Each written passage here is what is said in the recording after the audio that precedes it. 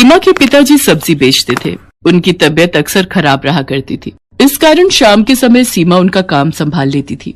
एक दिन वो सब्जी बेच रही थी। एक लड़का गौरव उसके ठेले पर आया। गौरव का उस पर दिल आ गया। उसने मन ही मन सोचा कि कितनी प्यारी सी लड़की है, काश ऐसी लड़की मेरी जीवन साथी हो। क्या सोच रहे हो, कुछ चाहिए क्या? ओ हाँ, वो मैं भूल गया था। आधा किलो पालक और आधा किलो आलू चाहिए। सीमा ने सब्जी तौल कर रख दी। अब तो गौरव रोज सीमा को देखने के बहाने से सब्जी खरीदने आने लगा। एक दिन सीमा के पिताजी से गौरव ने कहा, मैं आपकी बेटी को बहुत पसंद करता हूँ और उससे शादी करना चाहता हूँ। क्या काम करते हो? पढ़ा लिखा हूँ लेकिन अभी बेरोजगार हूँ, नौकरी ढूंढ रहा हूँ। गरीब हूँ लेकिन आपकी बेटी को पलकों पर बिठा के रखूंगा। मुझे आपकी बेटी के अलावा कुछ नहीं चाहिए। गरीब आदमी के लिए बिना दहेज दिए बेटी का हाथ किसी के हाथ में देना बहुत बड़ी बात थी, इसलिए उन्होंने शादी के लिए हाँ कर दी। साधारण तरीके से गौरव और सीमा की शादी हो गई। आओ बहू, हमारे घर में तुम्हारा स्वागत है। सीमा ने चारों तरफ देखा। गौरव का घर ज्यादा बड़ा तो नहीं था, मगर हाँ, उसके घर से अच्छा था। उसने सरला के पैर छुए तो सरला ने ढेरों आशीर्वाद दिए। कुछ दिनों बाद गौरव को एक प्राइवेट नौकरी मिल गई, लेकिन कुछ ही महीनों बाद वो छूट गई। ऐसे कैसे काम चलेगा गौरव? कुछ काम तो करना ही पड़ेगा। बोलो क्या करूँ सीमा? है पकौड़े तलूं? डिग्रियां लेकर भी कोई जॉब नहीं मिल रही और जो मिलती है महीने 2 महीने बाद छूट जाती है। बहू, जमा जोड़ा सब खत्म हो चुका है। इसकी नौकरी से भी क्या गुजारा है। इतने खर्चे हैं गृहस्थी के, ये भी बेचारा क्या करे। जानती हूँ माँ जी, ये भी परेशान है, लेकिन अगर ज्यादा नहीं तो थोड़े पैसों में ही कर ले। साग सब्जी का तो खर्चा निकल ही आएगा। कुछ दिनों बाद गौरव को जॉब मिल गई, लेकिन सैलरी केवल 8,000 रुपए थी। इस समय पैसों की बहुत जरूरत थी, इसलिए उसने हाँ कर दी। बहू, आज खाने में क्या बनाया है? कुछ नहीं माँ जी, घर में कोई सब्जी नहीं है। मैं सोच रही थी कि मैं घर आऊं। पापा 2-4 दिन की सब्जी तो रखी देंगे हमारे लिए। नहीं बहू, ऐसे अच्छा नहीं लगता। वैसे भी क्या कहेंगे कि खर्चा खत्म हो जाता है तो बेटी को हमारे यहाँ भेज देते हैं साग सब्जी लेने। ठीक है तो माँ जी, रोटी बना दी है। मेरी मम्मी ने थोड़ा अचार दिया था, उसी से खा लेंगे। वैसे भी सब्जी के लिए पैसे नहीं है। गौरव की सैलरी भी महीने के आखिर में मिलेगी। सीमा ने खाना परोस दिया। थाली में रोटी और अचार रख दिया। अरे आज तुमने सब्जी नहीं बनाई है क्या? सब्जी के लिए पैसे नहीं है गौरव, कुछ दिन अचार से ही खानी पड़ेगी रोटी। बहू, ये अचार तो बहुत ही लाजवाब है। ये किसने बनाया? मेरी मम्मी बनाती है माँ जी, वैसे मैं भी बना लेती हूँ। आपकी सैलरी मिल जाए तो तुम भी ये अचार जरूर बनाना। सच में बहुत बढ़िया लग रहा है। मेरी मम्मी कहती है अगर एक समय को सब्जी ना मिले तो अचार से रोटी खाई जा सकती है। अरे बहू, इतना स्वादिष्ट अचार मिले तो मैं हर समय अचार के साथ ही रोटी खाऊं। उसके कुछ दिनों बाद सीमा अपनी सास से कहती है, माँ जी, कुछ नींबू रखे थे, मैंने उनका अचार बनाया है, जरा ये भी चख कर बताओ। सच में लगता है जादू है तुम दोनों माँ बेटी के हाथों में। जो कोई खाए उंगलियां चाटता ही रह जाए। एक बात कहूँ जी? हाँ कहो सीमा। क्या ये वो लगा रखा है? ठीक से कहो, क्या कहना चाहती हो? मैं सोच रही थी इस तरह के अचार बनाकर बेचना शुरू कर दूं। वैसे भी हम दोनों सास बहू घर में सारा दिन खाली तो बैठे रहते हैं। इस बहाने हमारा समय भी कट जाएगा और हमारी आमदनी भी हो जाएगी। तुम तो बड़ी समझदार हो बहू, लेकिन मुझे अचार बनाना नहीं आता। गौरव अगर हाँ कहे तो फिर मैं आपको सब सिखा दूंगी। ठीक है, इस महीने की सैलरी आने दो, फिर तुम अचार बना लेना, ठीक है? सीमा खुश हो गई। वो 1 तारीख का इंतजार करती रही। गौरव की सैलरी मिलते ही वो कुछ अचार के मसाले, आम, गाजर, मूली, नींबू खरीद लाई और फिर दिखा दी अपनी कारीगरी। उसने अपनी सास की मदद से कई तरह के खट्टे मीठे अचार बनाए। अचार तो बन गया सीमा, लेकिन तुम इसे बेचोगी कहाँ? ये तो हमने सोचा ही नहीं। हम ये अचार बाजार में बेचेंगे, और कहाँ बेचेंगे। और दोनों सास बहू अचार के डिब्बे लेकर बाजार में चली गईं। अचार ले लो, अचार, आम का लो, नींबू का लो, गाजर मूली का लो। तभी एक औरत उनके पास आती है और कहती है, बहन जी, कैसे दिया ये अचार? 80 रुपए किलो है। ये तो बहुत सस्ता है, 30 रुपए किलो तो आम ही हो रहे। इसकी तो खुशबू से ही मुंह में पानी आ रहा है। पता नहीं खाने में कैसा होगा। पहले चख कर देखिए, फिर खरीदिए। वाह वाह, मजा आ गया। जैसी खुशबू वैसा अचार। लाओ 1 किलो दे दो। हमारी बहू प्रेग्नेंट है, खाएगी तो उसका मन अच्छा हो जाएगा।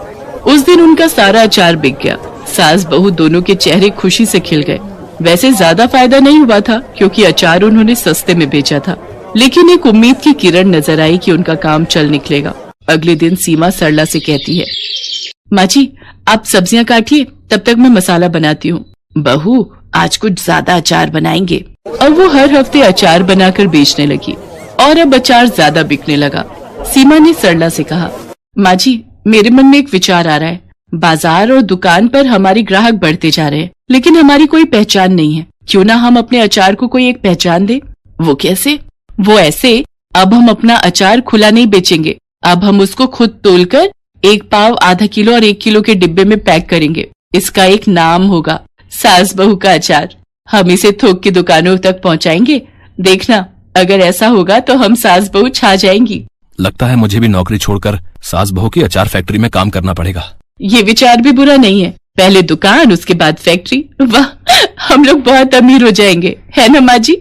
चलो चलो, सपने देखना छोड़ो और अब काम पर लग जाओ, तभी सपना सच होगा। सुना है तुम दोनों बहुत अच्छा अचार बनाती हो, क्या हमें भी सिखा दोगी? हाँ सरिता, बिल्कुल सिखा देंगे। हमने अपनी दुकान खोली है जिसका नाम रखा है सास बहू का अचार। तुम अपने साथ और लड़कियां और बहुओं को भी ले आना। इसी बहाने वो भी अचार बनाना सीख लेंगी और हमारे यहाँ पैकिंग का काम कर लेंगी। इसके बदले हम उन्हें पैसे देंगे। अच्छा, फिर तो मैं कल ही 8-10 लड़कियों का इंतजाम करती हूँ। अगर मेहनत सच्ची हो तो दिन बदलने में समय नहीं लगता। सास बहू अचार की दुकान एक छोटी सी फैक्ट्री में बदल गई। गौरव ने अपनी जॉब छोड़ दी। अब वो अपनी गाड़ी से मार्केट में अचार सप्लाई करने लगा। माँ, मैं तो हिम्मत हार गया था, लेकिन तुम और सीमा अचार के बिजनेस को इतनी ऊंचाइयों पर ले जाओगी, मैंने तो कभी सोचा भी नहीं था। बेटा, ये सब सीमा की मेहनत का नतीजा है। नहीं जी नहीं, ये सास बहू की मेहनत का नतीजा है। सुलक्षणा सुबह से रसोई घर में तरह तरह के व्यंजन बनाने में लगी हुई है। आज उसका इकलौता नीलेश शहर से जो आ रहा है। नीलेश की पढ़ाई अभी अभी ही खत्म हुई है और उसे एक कंपनी में सुपरवाइजर की नौकरी भी मिल गई है। जैसे ही सुलक्षणा को उसके बेटे ने फोन पर नौकरी मिलने की सूचना दी तो उसकी आंखों में खुशी के आंसू आ गए थे और हर माँ की तरह वो भी उसकी शादी के सपने देखने लगी। भगवान का लाख लाख शुक्र है बेटा, तेरी नौकरी लग गई। अब तू जल्दी से शादी भी कर ले। क्या माँ, शादी? और अभी थोड़े पैसे तो जोड़ लेने दो। फोन पर नीलेश ने अपनी माँ की बात काट दी, लेकिन सुलक्षणा ने तय कर लिया था कि जब नीलेश गांव आएगा तो उसे शादी के लिए मना लूंगी। सुलक्षणा ने लगभग सारा खाना तैयार कर लिया था। बस वो नीलेश की पसंद का अचार लाने छत पर जा रही थी, तभी उसके दरवाजे पर एक कार आकर रुकी। उस कार से नीलेश बाहर उतरा। उसे देखकर सुलक्षणा सोचने लगी, नीलेश कार से आया है, पर ये तो हमेशा बस से गांव आता था। मुझसे कहता है कि पैसे जोड़ने हैं, लेकिन खुद बिना मतलब के ये लड़का पैसे बर्बाद करता है। अभी उसकी खबर लेती हूँ। ये सोचकर और बनावटी गुस्सा अपने चेहरे पर लाकर जैसे ही वो बाहर गई तो उसने देखा कि दुल्हन के लिबास में एक लड़की भी कार से उतरी। सुलक्षणा उस लड़की का मुंह घूर घूर कर देख रही थी और सोच रही थी, कौन है ये लड़की? कहीं नीलेश ने इससे शादी तो नहीं कर ली? लेकिन मेरे बिना वो शादी कैसे कर सकता है? सुलक्षणा के दिमाग में कई सारे प्रश्न एक साथ आ जा रहे थे, लेकिन बिना नीलेश के बताए उसे किसी का जवाब तो नहीं मिलना था। तभी नीलेश ने उस लड़की को, जिसका नाम आरती था, उससे कहा कि आरती, ये मेरी माँ है और तुम्हारी सासू माँ। इनके पैर छूकर आशीर्वाद लो। सासू माँ? ये शब्द सुनते ही सुलक्षणा के कान खड़े हो गए। उसके जहन में चल रहे सारे सवालों का जवाब उसे मिल गया था। आरती ने उसके पैर छुए। खुश रहो बेटा, खुश रहो। नीलेश अपनी माँ का चेहरा देख रहा था। उसमें वो अपनी माँ का दर्द महसूस कर सकता था। नीलेश अपनी माँ को अचानक हुई इस शादी के बारे में बताना चाहता था, लेकिन उसके पहले ही उसकी माँ ने अपने मुंह पर उंगली रखकर उसे चुप रहने का इशारा किया और उन दोनों को बाहर ही इंतजार करने को कहा। आरती और नीलेश की समझ में नहीं आ रहा था कि आखिर माँ ने उन दोनों को बाहर क्यों खड़ा कर दिया। कुछ ही देर में सुलक्षणा अपने हाथों में आरती का थाल लेकर आई, फिर बहू की आरती उतारी, फिर वो दोनों घर के अंदर आए। माँ, तू नाराज तो नहीं है ना? शादी जैसा इतना बड़ा फैसला मैंने तेरे बगैर ले लिया। बिल्कुल नाराज हूँ। तुमने चुपके से शादी कर ली, अपनी माँ को भी नहीं बताया। अरे, एक माँ के भी तो कुछ अरमान होते हैं। वो माँ जी, तुझसे कोई नाराजगी नहीं है बेटी, बस इस नालायक से है। सुलक्षणा की बात को सुनकर आरती का मन थोड़ा शांत हुआ। उसके बाद उन दोनों ने अपनी कहानी बतानी शुरू की। दोनों एक दूसरे को कॉलेज के समय से ही प्यार करते थे। कॉलेज खत्म होने के बाद नौकरी मिलते ही उन्होंने शादी करने का तय किया था। नीलेश को नौकरी मिल भी गई। आरती ने नीलेश के बारे में अपने घर में बताया, लेकिन उसके अमीर पिता ये सब सुनकर आग बबूला हो गए और उन्होंने आरती की जबरदस्ती शादी का प्लान बनाया। वो तो ऐन वक्त पर आरती घर से भाग गई, नहीं तो वो उसकी शादी कर देते। माँ जी, इसीलिए हमें इस तरह से शादी करनी पड़ी। मुझे माफ कर देना बेटा, मुझे अब तुमसे कोई शिकायत नहीं है। उसके बाद सुलक्षणा ने खाना परोसा और सभी ने मिलकर खाया। आरती तो सुलक्षणा के हाथों के अचार की फैन हो गई। माँ जी, मैं ये अचार थोड़ा और ले लूं? मुझे बहुत पसंद आए। सच कहिए तो मैंने शहर में इतना अच्छा अचार कभी नहीं खाया। आरती की बात सुनकर सुलक्षणा मुस्कुरा कर रह गई। अगले दिन वे तीनों शहर की ओर निकल पड़े। नीलेश जिद करके सुलक्षणा को अपने साथ ले जा रहा था। शहर का किराए का घर सुलक्षणा को बहुत पसंद आया। नीलेश अगले दिन ऑफिस ज्वाइन करने पहुंचा, लेकिन उसे तब बहुत आश्चर्य हुआ कि उसे नौकरी से निकाल दिया गया है। नीलेश की समझ में इसका कारण नहीं आया। उसने दूसरी जगहों पर भी नौकरी की कोशिश शुरू कर दी, लेकिन उसे नौकरी नहीं मिली। दिन हफ्ते में बदले और हफ्ते महीने में, लेकिन उसकी नौकरी कहीं नहीं लगी। अब तो उसकी सारी जमा पूंजी भी खत्म हो गई थी। मकान मालिक बार बार किराए के लिए तकादा कर रहा था और इस बार तो उसने फाइनल बोल दिया था कि अगर इस महीने की 30 तारीख तक किराए के पूरे पैसे नहीं दिए तो तुम लोगों को घर से बाहर निकाल कर सारा सामान बाहर फेंक दूंगा। हाँ, असल में ये आरती के पिता के रसूख का ही परिणाम था कि नीलेश की नौकरी भी गई और उसे कहीं नई नौकरी भी नहीं मिल रही थी। अब आरती ने शादी तो कर ली थी, इसलिए वो इसमें कुछ कर तो नहीं सकते थे, लेकिन वो ये चाहते थे कि ये मुसीबतें आरती और नीलेश के रिश्ते में दरार ले आएं और आरती उनके पास वापस चली आए। और ऐसा होने भी लगा था। नौकरी न मिलने के कारण नीलेश परेशान रहने लगा था और इसी परेशानी में वो आरती को जली कटी सुना देता। एक दिन तो वो शराब पीकर घर आया। जब सुलक्षणा और आरती ने इसका विरोध किया तो अब इंसान अपनी मर्जी से थोड़ा एंजॉय भी नहीं कर सकता है। हद है ये तो। मुझे ऐसी गुलामी पसंद नहीं है। ना तो आरती ने नीलेश की बात का कोई जवाब दिया और ना ही सुलक्षणा ने, क्योंकि उन्हें पता था कि नीलेश इस समय बहुत परेशान है। लेकिन एक दिन बातों बातों में आरती ने सुलक्षणा से कहा कि माँ जी, नीलेश को नौकरी नहीं मिल रही है, क्यों ना हम कुछ अपना ही काम शुरू करें। अपना? लेकिन अपना क्या? माँ जी, मुझे याद है जब मैं पहली बार आपके घर गई थी तो आपने मुझे अपने हाथ का बना अचार खिलाया था, जिसकी तारीफ करते मैं नहीं थक रही थी।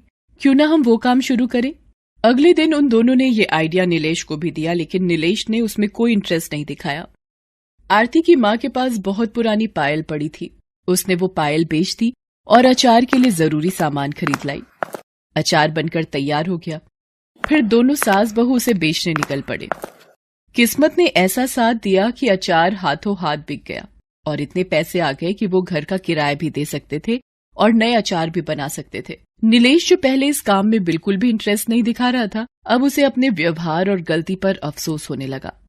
बेटा, जीवन परीक्षा का नाम है। जब तक हम जीवित हैं, ये परीक्षा लेती है। इसका ये मतलब नहीं कि हम परेशान हो जाएं, दुख में हमेशा बैठे रहें, आंसू बहाते रहें, शराब पीना शुरू कर दें।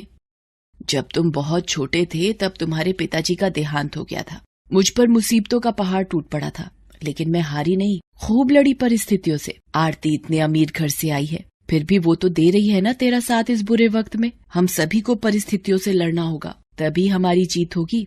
धीरे धीरे उनके अचार की चर्चा सब जगह होने लगी। माँ जी, आपके अचार ने मार्केट में कमाल कर दिया है। जिसे देखो वो आपके अचार की चर्चा कर रहा है। आरती, जिस हिसाब से मार्केट में डिमांड बढ़ रही है ना, मुझे लगता है कि हमें कुछ लोगों को काम पर रखना होगा और शायद एक दुकान भी लेनी पड़े।